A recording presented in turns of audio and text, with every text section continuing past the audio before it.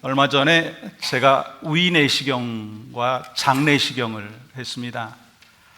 평소에 종종 소화가 안 되는 그런 부분도 있기는 했지만 특별히 제가 아픈 데가 없었기 때문에 괜찮겠지 하는 마음으로 제가 병원에 갔습니다.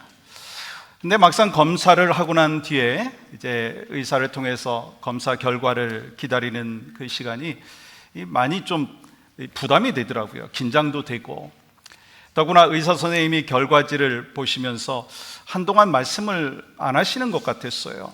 그때 그 짧은 시간이었지만 참으로 길게 느껴졌습니다. 혹시 문제가 있는 건 아닌가? 겉으로는 괜찮아 보여도 내 안에 무슨 일이 일어나고 있는 것은 아닌가 하는 그런 생각 때문이었죠. 아주 잠깐의 시간이었지만 마음은 무거웠던 기억이 있습니다. 여러분, 우리가 왜 정기검진을 받습니까? 정기적으로 건강검진을 왜 받습니까? 이 증상이 없다고 해가지고 건강하다고 단정 지을 수 없기 때문인 거예요.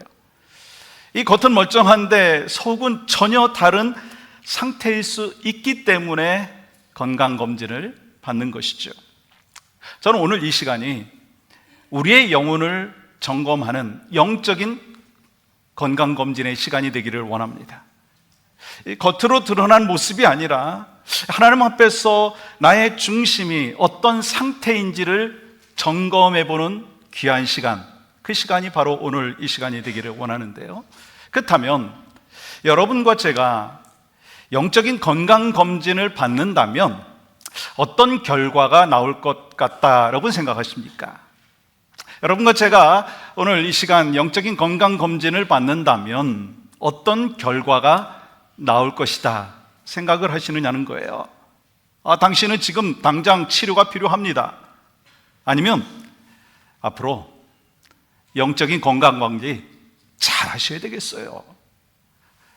조금 잘못하면 문제가 있을 것 같아요. 아니면 아주 영적인 건강 잘 관리하고 있습니다 라고 하는 검사표가 나오겠느냐라고 하는 것입니다. 하나님께서는 우리의 겉모습이 아니라 우리의 중심을 보시죠. 사람들 앞에서 보여지는 모습이 아니라 아무도 보지 못하는 마음을 살펴보십니다. 겉으로는 꽤 괜찮은 척 보이지만 혹시 마음 깊은 곳에서 상처와 두려움, 식어버린 열정이 있지는 않느냐라고 하는 것입니다. 여러분, 건강검진의 목적이 뭔가요? 정죄가 아니라 치료이지 않습니까? 영적인 건강검진의 목적이 무엇입니까? 책망이 아니라 회복이라고 하는 것입니다. 이 시간 우리 모두가 하나님 앞에서 정직하게 서는 은혜가 있기를 간절히 소망하고요, 또 필요한 부분은 치유받고 약해진 부분은 다시 새 힘을 얻는 귀한 시간 되기를 간절히 소망합니다. 로마서 1장에서 사도 바울은 세상 사람들의 죄를 낱낱이 드러냈습니다. 그 말씀을 들을 때 우리들은 쉽게 이렇게 말하죠. 맞아, 세상이 문제야. 근데 말씀드린 대로 로마서 2장에 들어오면요, 바울은 방향을 확 바꿔버리죠. 세상을 향하여 손가락질하던 그 방향을 이제 유대인들을 향한다는 거예요. 너는 남을 판단하면서 내 자신은 돌아보았느냐? 너는 다른 사람들을 판단을 하면서 내 자신 되돌아보았느냐? 유대인들의 범죄는 하나님의 심판을 받게 될 것이라고 기록했어요. 근데 오늘 본문은 여기서 한 걸음 더 나아가는 것 볼 수가 있습니다. 단순히 남을 판단하는 것이 아니라 더 깊은 질문을 하고 있는 거예요. 왜 예수 믿는 사람이 오히려 더 위험해질 수 있느냐라고 하는 것입니다. 믿지 않는 사람보다 예수 믿는 사람이 더 위험해질 수 있는 이유가 있다라고 하는 것입니다. 여러분, 솔직히 저는 이 내용을 같이 나누면서 불편할 수가 있다 생각을 했습니다. 그러나 반드시 우리 자신에게 질문해 봐야 된다라고 하는 것입니다.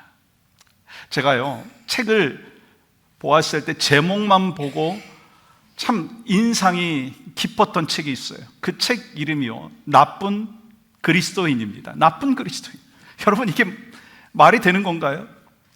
아니, 그리스도인은 누구입니까? 예수 그리스도를 구주로 영접하고 하나님의 자녀가 되었고 예수님을 따르는 그 삶의 그 여정 가운데 있는 사람이 그리스도인인데 그 앞에 나쁜이라고 하는 말이 붙여진다는 거, 여러분 모순처럼 보이죠?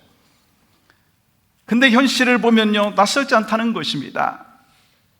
여러분, 세상 사람에게 상처를 받으면 뭐라고 얘기합니까? 원래 뭐 사람 다 그래. 왜요? 별로 기대를 하지 않는 거예요. 하지만 예수 믿는 사람에게 상처를 받으면 다르다는 거예요. 왜요? 기대하기 때문에. 교회 다니니까 다를 거예요. 예수 믿으니까 정직할 거예요. 근데 목사라고 해서, 장로라고 해서, 권사라고 해서, 집사라고 해서 직분이 있다고 해가지고 정직한 모습, 더 신실한 모습 있지 않은 그 안타까운 현실들을 바라보면서 많은 사람들은요, 이 상처를 받는 거예요. 세상은 우리를 향하여서 기대하는 것이 있더라고요. 예수 믿는 사람은 더 겸손해진 것 보여지기를 그들은 기대하고, 예수 믿는 사람들은 더 용서하는 삶의 모습이 있기를 기대하고, 예수 믿는 사람은 좀 더 정직하기를 기대하고, 예수 믿는 사람은 예수의 향기가 나는 것을 기대하죠. 근데 기대와 전혀 다른 모습을 보게 될 때 그 실망은요, 그 사람에게서 끝나는 것이 아니라고 하는 것입니다. 신앙 자체에 대해서 거부하고요, 교회 자체에 대해서 거부하고요, 또 하나님 믿는 그 자체에 대해서 거부한다라고 하는 것입니다. 그래서 나쁜 그리스도인이라고 하는 말은요, 어찌 보면 자극적인 표현 같지만 여러분과 저에게 던지는 질문이에요. 너는 어떤 크리스찬인가? 나는 어떤 크리스찬인가? 여러분 자신에게 한번 질문해 보십시오. 나는 어떤 그리스도인인가? 여러분, 이 불편한 말이 남을 향한 판단이 아니라 나를 비춰보는 거울이 될 수 있기를 간절히 소망합니다. 여러분, 오늘 본문이 말하고 있는 위험한 사람은요, 이 하나님을 안다고 말하는 사람, 율법을 가졌다고 자부하는 사람, 신앙의 전통을 가지고 있다고 확신하는 사람들입니다. 오늘 본문에 등장하고 있는 유대인들이 바로 그런 사람들이에요. 근데 그들의 문제가 무엇이었습니까? 하나님께서 주신 특권에는 집착하지만 그에 걸맞는 그 삶의 책임은 다하지 않는 거예요. 우린 선민이에요. 우리 할례 받았어요. 우리는 율법을 가졌어요. 그래서 우린 안전해요. 하나님 우리 편이에요. 그렇게 생각했습니다. 근데 하나님께서 나를 선택하시고 거듭나게 하시고 예수 그리스도를 통해서 나를 구원하시고 주님의 그 인도하심 속에서 살게 하신 이유는 특권을 자랑하라고 주신 것이 아니라 그에 합당한 삶을 살라고 주셨다라고 하는 사실을 잊고 있었다라고 하는 것입니다. 근데 바울이요, 아주 분명하게 말하고 있어요. 말씀을 가르치지만 삶에서는 그 말씀대로 살아가지 않는다면, 입으로는 하나님을 말하지만 삶으로는 하나님 앞에 영광을 올려드리지 못하고 있다면 그 신앙은 안전한 신앙이 아니라 오히려 더 위험해질 수가 있다라고 하는 거예요. 왜요? 겉모습으로는 믿음이 있는 것처럼 보이지만 스스로 점검하지 않게 되기 때문인 거예요. 쉽게 말해서 그런 거 아닙니까? 나 교회 열심히 다녀, 나 수십 년 신앙생활했어, 나 직분 받았어. 여러분, 그것으로 만족하면서 스스로 점검하지 아니하면 문제가 될 수 있다라고 하는 것입니다. 우리가 하나님 앞에 나올 때, 오 주님, 나는 죄인입니다. 죽음 마땅한 죄인입니다. 이 부족한 저를 긍휼히 여겨 주시옵소서. 이런 마음으로 나오는 사람은 문제가 없습니다. 그런데 그래도 나는 다른 사람보단 좀 나아, 난 괜찮아 라고 하는 사람들이 문제가 있다라고 하는 거예요. 이 생각이 마음에 자리 잡는 순간 은혜는 들어올 자리가 없다는 것입니다. 여러분, 은혜는 누구한테 주어지는지 아세요? 은혜는 누구한테 주어지느냐면 자신의 부족함을 아는 사람, 자신이 죄인이다라고 하는 것을 인정하는 사람의 마음에 은혜가 들어가는 것입니다.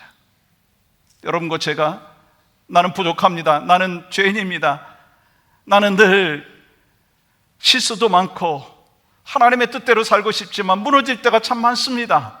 그런 고백이 있을 때 하나님의 은혜가 임하는데, 그러한 은혜가 여러분과 저의 삶 가운데 있기를 간절히 소망합니다.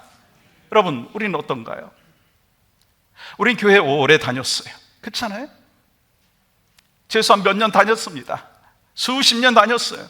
말씀도 알고 있어요. 직분도 받았어요. 봉사도 나름대로 하고 있습니다. 근데 그 모든 것이 우리를 하나님께 더 가까이 하게 하기보다는 오히려 스스로 안심하게 만드는 장치가 되지 않고 있느냐라고 하는 것입니다.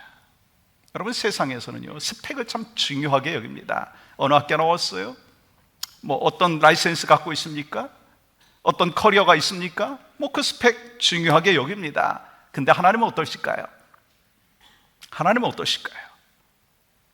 하나님께서 우리의 신앙의 스펙, 외적으로 보이는 그 스펙, 거기에 대해서 관심이 있으실까요? 뭐 교회 출석 얼마나 잘하고 있느냐, 뭐 헌금을 얼마나 많이 하고 있느냐, 뭐 장로냐, 권사냐, 집사냐, 그것으로 우리를 평가하실까요? 여러분, 하나님은요, 사람들이 보지 못하는 마음의 중심을 보신다는 거예요. 얼마나 하나님을 사랑하는지, 말씀대로 살기 위해서 얼마나 몸부림치고 있는지 그것을 보시는 거예요. 그러니까 복음은 소유가 아니고요, 살아내는 거예요. 우리가 복음을 듣고 복음을 누리고 복음을 전하는 한마음 공동체의 그 소명과 사명을 갖고 있는데, 이 복음은 우리가 어떤 소유에서 머무는 것이 아니라 우리의 삶 가운데 살아내야 된다고 하는 거예요.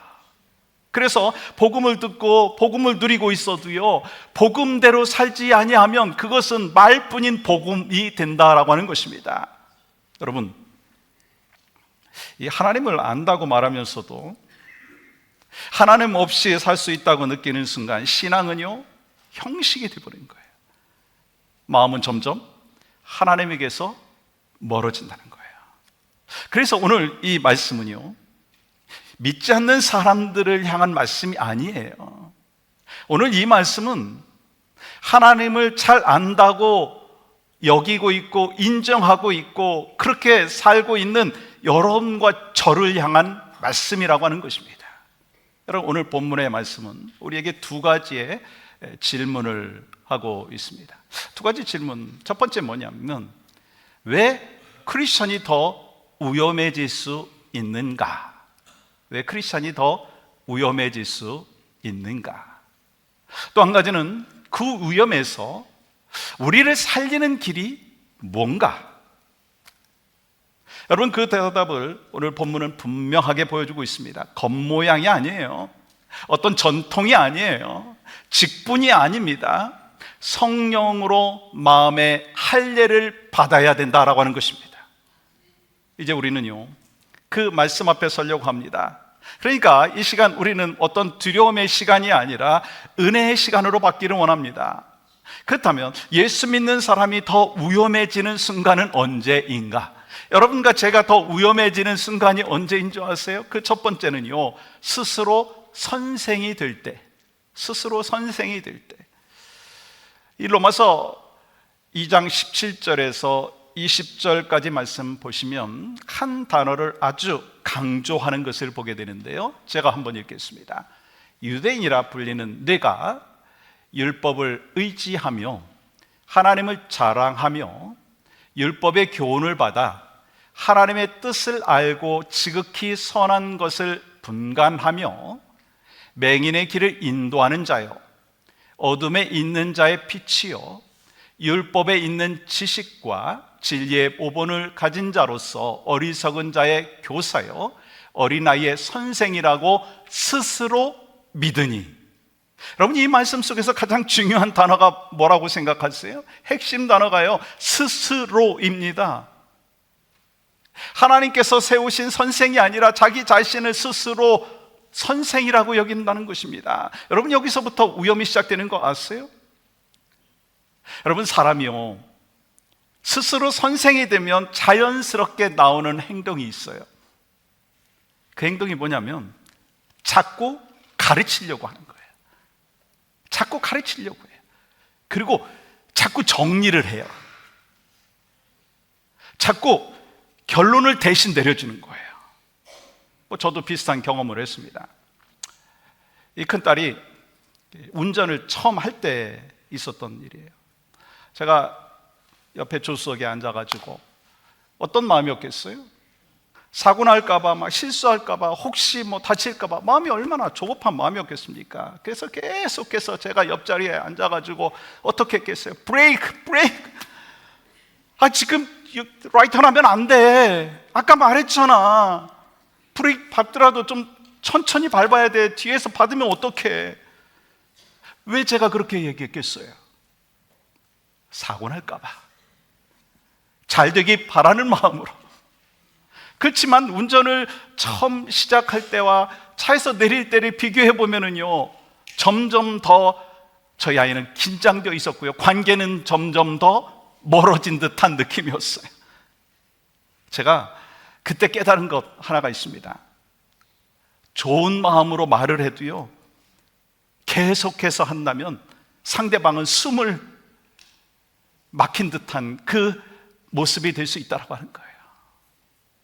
여러분, 우리가 신앙생활 오래 했다라고 하는 이유로, 성경을 뭐 조금 더 안다라고 하는 이유로 누군가의 인생의 조수석에 앉아가지고 계속해서 브레이크를 밟고 있지는 않습니까? 그건 아니야. 믿음이 있으면 그렇게 하는 거 아니야. 여러분, 왜 그렇게 얘기해요? 사랑하니까. 그렇지만 그것이 반복될수록 상대방은 점점 더 멀어진다는 거예요.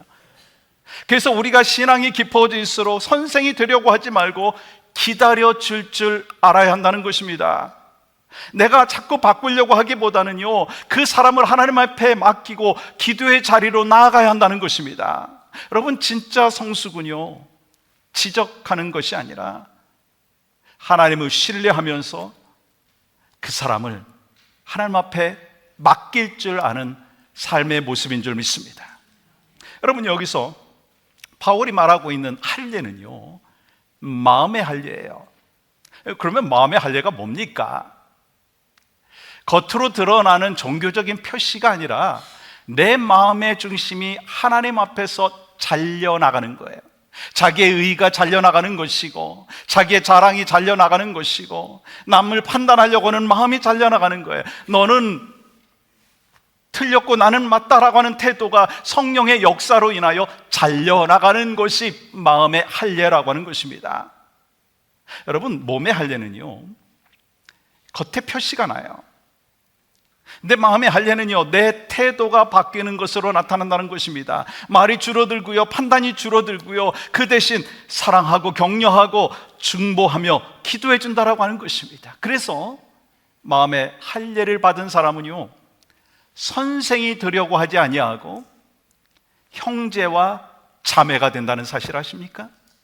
마음의 할례를 받은 사람은요, 계속해서 선생이 되려고 하는 것이 아니라 형제와 자매가 된다는 거예요. 그래서 야고보 사도는 이렇게 말했습니다. 야고보서 3장 1절 보세요. 내 형제들아, 너희는 선생된 우리가 더 큰 심판을 받을 줄 알고 선생이 많이 되지 말라. 여러분, 이 말씀이 뭐 가르치는 사역을 중단해라, 그 말씀이 아니잖아요.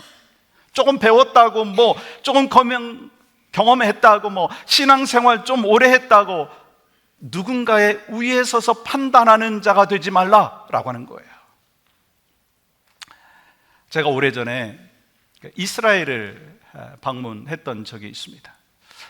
그때 전통적인 복장을 하고 율법대로 철저히 살겠다라고 그렇게 결단을 하고 종교인이 되어서 모여 사는 그 마을을 방문한 적이 있습니다. 제가 가기 전에 그런 기대함이 있었어요. 그곳에 가면 되게 거룩해 보일 것이다, 경건해 보일 것이다, 그분들은 참 행복해 보일 것이다, 그런 기대하는 마음으로 갔습니다. 근데 막상 그 마을에 도착을 해보니까요, 제 마음에 먼저 찾아온 것은 거룩함이 아니라 무거움이었어요. 거리가요, 깨끗하지가 아니고 지저분했어요.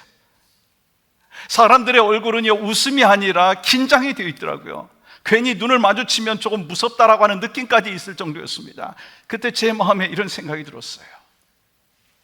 율법을 지켜서 의로워지는 신앙은 사람의 마음을 가볍게 하지 못하는구나.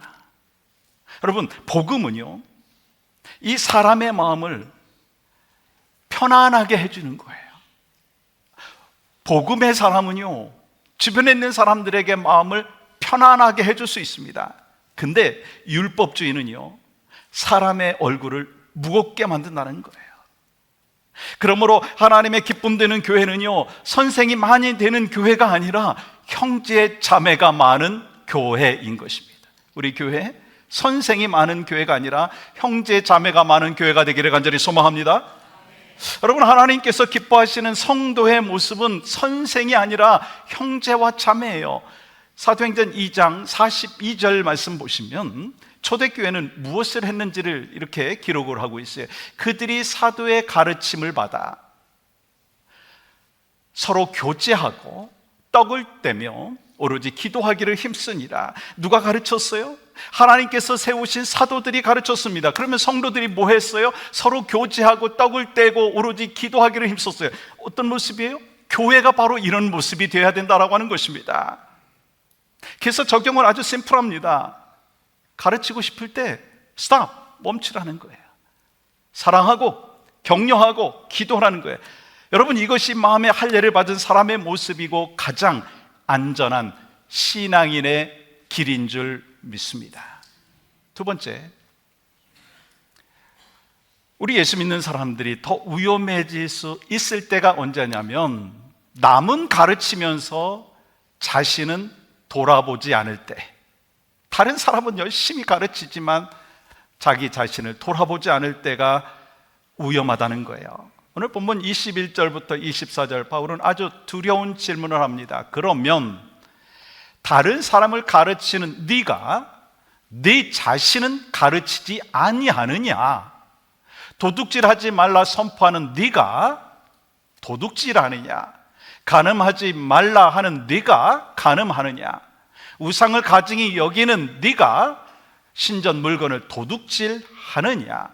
율법을 자랑하는 네가 율법을 범함으로 하나님을 욕되게 하느냐? 기록된 바와 같이 하나님의 이름이 너희 때문에 이방인 중에서 모독을 받는도다.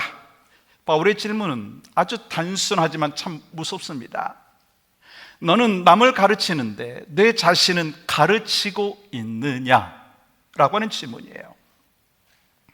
말씀을 듣고 가르치는 데는 열심이지만 그 말씀을 자신에게 적용하면서 말씀대로 실천하며 살려고 하는 데는 게으르지 않느냐라고 하는 것입니다. 여러분, 그것이 그들의 치명적인 실수였습니다. 여러분의 그 신앙의 여정 가운데 큰 위험은요, 죄를 모르는 것이 아니에요. 더 큰 위험이 있습니다. 죄를 알고도 죄인으로 서지 않는 거예요.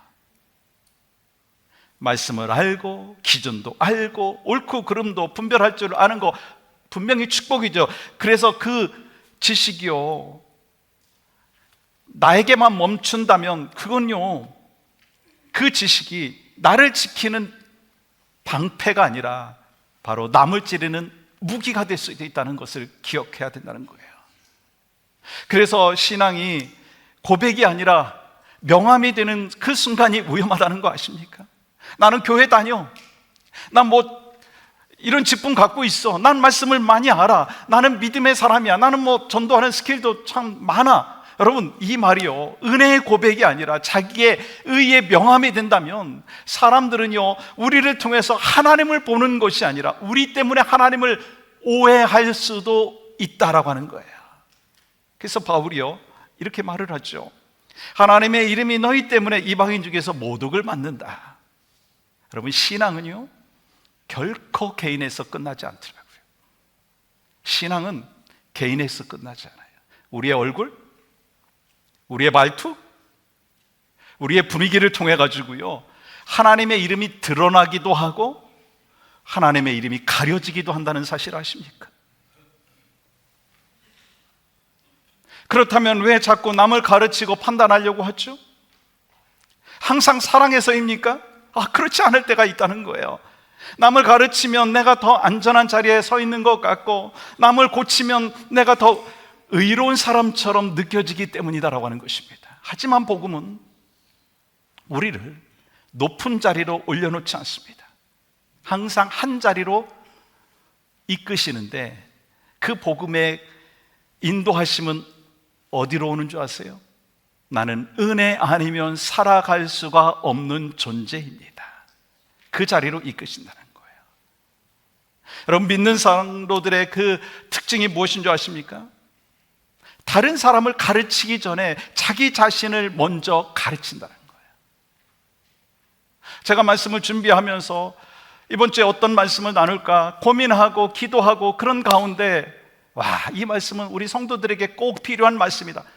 아멘이죠. 감사하죠. 그러나 그 먼저 이 말씀을 통해서 내가 가르치고 있는 건 아닌가? 다른 사람을 가르치기 전에 내가 먼저 내 자신을 가르쳐야 되는데 내가 내 자신을 돌보고 있지 못하지는 않는가? 그런 마음을 갖고 말씀을 준비하고 있습니다. 여러분, 이 말씀을 들을 때요, 가장 먼저 찔리는 사람이 누구여야 된다고 생각하십니까? 좀 한번 대답을 해보시겠어요? 이 말씀을 들으면서 누가 가장 먼저 찔려야 된다고 생각하십니까? 네, 내 자신이라는 거예요. 그래서 여러분, 이 문장을 꼭 기억해 보십시오. 말씀을 나에게 적용하면 은혜가 되지만 남에게 적용하면 율법이 된다는 거예요. 같이 한번 읽어볼까요? 시작. 말씀을 나에게 적용하면 은혜가 되지만 남에게 적용하면 율법이 됩니다. 여러분, 말씀은 남을 찌르라고 주신 말씀이 아니고요, 나를 깨달으라고, 깨뜨리라고 주신 말씀이라고 하는 거예요. 그래서 말씀이 나를 먼저 낮추고 나를 먼저 회개하게 하고 내가 먼저 하나님 앞에 무릎 꿇게 되어질 때 그 말씀이 비로소 사람을 살리는 능력이라고 하는 거예요. 그래서 여러분, 마음에 할례가 없는 신앙은요, 자꾸 남을 가르칩니다. 그렇지만 마음에 할례를 받은 사람은요, 먼저 자기 자신 그 앞에서 말씀으로 인해서 무너진다는 거예요. 그리고 하나님께서는 그 무너짐 위에 은혜를 허락하여 주시는 줄 믿습니다. 마지막으로, 왜 우리가 위험해질 수 있는가? 그때가 언제인가? 겉과 속이 다를 때라고 하는 거예요. 여러분, 세상 사람들이 크리스찬들을 바라보면서 가장 많이 하는 말이 무엇인 줄 아십니까? 뭘까요? 세상 사람들이 크리스찬들을 바라보면서 가장 많이 하는 말이 뭔지 아세요? 위선적이라는 거예요. 그 말이 뭐예요? 위선이라는 말이 뭐예요? 말과 삶이 다르다는 거예요. 겉으로는 그럴듯하지만 실제는 다르다라고 하는 것입니다. 겉으로는 사랑을 말하지만 사랑하지 않고 있고요, 겉으로는 말씀을 자랑하면서 말씀대로 살지 않습니다. 조금만 마음에 들지 않으면 뒤에서 막 수근수근 하는 거예요. 정죄하는 거예요. 판단하는 거예요. 여러분, 이 세상이 지적하는 핵심은 단 하나더라고요. 겉과 속이 다른 신앙. 여러분에게 그러한 모습이 있지 않습니까? 저에게 그런 모습이 있지 않느냐는 거예요. 그걸 보고 뭐라고 얘기합니까? 위선적이라는 거예요. 마치 이런 거죠. 화려하게 포장된 선물을 받았어요. 기대하는 마음이 있어요. 열어봤어요. 근데 그 안에 텅 비어 있는 거예요. 얼마나 허탈합니까? 바울은 당시 유대인들의 그 신앙이 이와 같을 수 있다고 경고하고 있습니다. 율법을 한다, 할례를 받았다, 화려한 포장이 되어 있습니다. 겉으로 보기에는 신앙이 있어 보이고 경건해 보이고 하나님과 가까이 있는 사람처럼 보이죠. 근데 그 안에 하나님을 향한 진실한 마음과 삶의 변화가 없다면 그 신앙은 하나님 앞에서 아무 의미가 없다는 것입니다. 오늘 우리에게도 동일한 질문을 해봐야 됩니다. 나는 화려한 포장지인가? 아니면 선물인가? 나는 화려한 포장지로 끝나는 인생이냐? 아니면 선물인가? 하나님은 겉모습이 아니라 우리의 중심을 보시는 하나님이신 줄 믿습니다. 오늘 본문 28절과 29절 말씀이 이렇게 기록하고 있죠. 무릇 표면적 유대인이 아니요 표면적 육신의 할례가 할례가 아니니라. 오직 이면적 유대인이 유대인이며 할례는 마음에 할지니 영에 있고 율법 조문에 있지 아니한 것이라. 그 칭찬이 사람에게서가 아니요 다만 하나님에게서니라. 핵심은 분명하죠. 겉모양이 아니라 속사람의 변화를 말하는 것입니다. 겉으로는 직분이 있어요. 봉사도 하죠. 신앙의 언어를 얼마나 잘 쓰는 줄 아세요? 은혜, 성령 충만, 감사, 감격, 그런 언어들 잘 사용합니다. 근데 속사람이 변하지 않는다면 그 신앙은 능력이 아니라 겉모양의 머문 신앙인의 모습이다라고 하는 것입니다. 여러분 조슈아 트리 가보셨어요? 제가 오래전에 조슈아 트리 갔을 때 그 사막에서 메스켓 나무를 본 적이 있습니다. 이 멀리서 보니까 저 나무가 잎이 풍성해 보이는 거예요. 그리고 그늘도 줄 것 같이 보였습니다. 근데 가까이에서 보니까 이 손을 대면은요 촘촘한 가시가 있어가지고 찔린다는 거예요. 여러분 우리의 신앙도 그럴 수 있다라고 하는 생각을 해봤어요. 은혜의 공급이 없다면 겉으로는 그럴듯해 보여도 가까이 있는 사람의 마음을 찌르는 거예요. 배우자의 마음을 찌르고요, 자녀들의 마음을 찌르고요, 목장 식구들을 찌른다라고 하는 거예요. 그래서 여러분 오늘 우리에게 주시는 질문이 저는 이것이라고 생각합니다. 내 신앙은 우리 주변에 있는 사람들에게, 나의 아내에게, 남편에게, 나의 자녀들에게, 우리 부모에게, 우리 형제 자매들에게 그늘인가 가시인가? 여러분 그늘이십니까? 가시입니까? 은혜를 받았다면 그 은혜는 흘러 보내야 합니다. 사랑을 받았다면 그 사랑은 흘러가야 한다는 거예요. 근데 조금 더 안다는 이유로, 조금 더 경험했다라고 하는 이유로, 좀 더 배웠다는 이유로 자꾸 가르치고 판단하고 정죄한다면 하나님은 오늘 우리에게 이렇게 말씀하시고 있어요. 내 속사람은 정말 변했냐? 내 속사람은 정말 변했냐? 참된 신앙은요 사람에게 칭찬받는 신앙이 아니에요. 하나님께 칭찬받는 신앙입니다. 그래서 오늘 이 말씀의 내용 가운데 한마디로 전체를 요약하는 문장이 바로 이 문장이라고 생각합니다. 마음에 할례가 없으면 믿음은 사람을 살리기보다 사람을 찌를 수 있다. 마음에 할례가 없다면 우리의 믿음의 여정 가운데 사람을 막 살리는 능력과 은혜로 살아가는 것이 아니라 사람을 계속 찌르고 다니는 거예요. 이리 찌르고 저리 찌르고. 혹시 제가 그런 모습이 아닌가? 혹시 여러분의 모습이 그렇지 않습니까? 그래서 오늘 우리가 드려야 될 고백은 바로 이것이라고 생각합니다. 주님, 저는 죄인입니다. 남을 고치기 전에 나를 먼저 고쳐주시옵소서. 남을 판단하기 전에 내 마음을 먼저 다루어 주시옵소서. 그리고 우리가 이어서 이런 기도를 하나님 앞에 올려드리기를 원합니다. 같이 한 마음으로 이렇게 기도의 마음을 주님 앞에 올려드립니다. 시작. 주님, 겉모양의 신앙이 아니라 성령으로 마음의 할례를 받게 하옵소서. 말씀을 말하는 사람이 아니라 말씀대로 사는 사람이 되게 하옵소서. 주님은 우리를 판단자로 부르지 아니하셨어요. 주님은 우리를 형제와 자매로 부르셨어요. 세상 속에서 그리스도의 향기로 살라고 부르셨다고 하는 거예요. 그러니까 이제 우리는 결단해야 되지 않겠어요? 가르치고 싶을 때 멈추라. 판단이 올라올 때 기도로 바꿔라. 정죄하려고 할 때 축복으로 바꿔라. 사람을 고치려고 하는 그 열심이 하나님 앞에 내가 먼저 무너지는 은혜로 바뀌는 모습이 있기를 원합니다.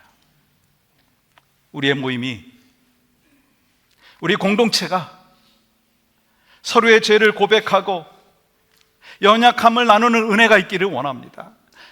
우리가 모인 그 자리에서 누군가의 이야기를 하면서 가십을 하는 것이 아니라 그 공동체를, 그 사람을 세우는 말이 넘쳐나기를 간절히 소망합니다. 여러분, 이방인들의 죄를 말할 때 우리 자신이 찔리는 사람이 되기를 원합니다. 나도 저들과 다르지 않았다, 그런 고백이 있기를 원해요. 그래서 우리가 할 수 있는 유일한 고백은 바로 이것입니다. 나는 죄인입니다. 다른 사람을 향해서는 당신은 나보다 낫습니다. 여러분, 이 마음이 우리의 마음이 되기를 원합니다. 그리고 신앙의 핵심의 질문은 이것이죠. 예수님이라면 어떻게 하셨을까? 지난 한 주간 되돌아보십시오. 저는 얼마나 예수님처럼 살았는가? 여러분은 얼마나 예수님처럼 사셨습니까? 말씀을 아는 것으로 끝나는 것이 아니라 말씀대로 살아가는 것, 그것이 참된 가르침이라고 하는 것입니다. 말씀을 마무리하려고 합니다. 한 크리스찬이 있었어요. 예수님이라면 어떻게 하셨을까라고 하는 그 어느 목사님의 말씀을 듣고 큰 도전을 받았어요. 무슨 일을 하든지 내가 예수님처럼 행동해야 되겠다, 예수님이라면 어떻게 하실까라고 하는 것을 생각하면서 내가 행동을 해야 되겠다, 그렇게 결단을 했어요. 그런데 어느 날 친구들과 놀다가 주차된 그 자동차에 스크래치를 내게 되었어요. 그 순간 그는 차 주인을 찾아가지고 내가 책임지겠습니다 라고 생각하지 아니하고 도망쳐 버렸어요. 그 친구가 이렇게 얘기합니다. 예수님이라면 어떻게 그렇게 도망칠 수가 있어? 그는 마음에 좀 찔림이 있었지만 이렇게 대답했다고 합니다. 예수님이라면 일단 피하시고 난 다음부터 조심할 거야. 혹시 우리의 모습이 그렇지 않느냐라고 하는 것입니다. 그래서 신앙인의 그 질문은 바로 이것입니다. 예수님이라면 어떻게 하셨을까? 여러분, 지난 한 주간 되돌아보십시오.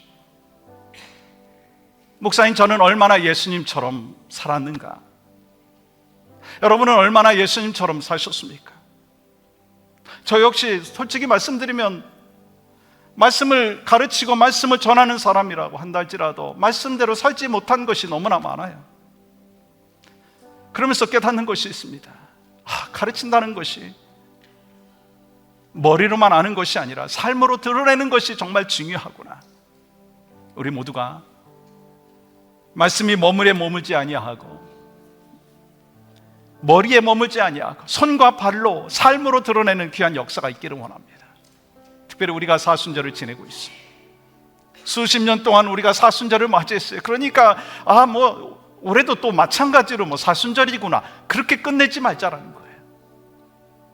혹시 나의 인생의 마지막 사순절이 될 수도 있다, 그 마음을 갖고 주님의 십자가에 더 가까이 나아가고 주님의 은혜를 더 깊이 묵상하고 예배의 자리에 더 나오고 말씀에 더 가까이 가고 기도의 자리로 나와서 주님, 나를 순결한 신부로 변화시켜 주시옵소서.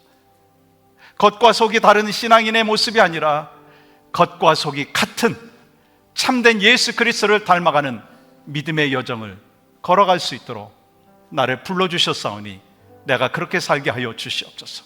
그 고백과 결단이 바로 여러분과 저의 삶의 결단이 되기를 주님의 이름으로 간절히 축복합니다.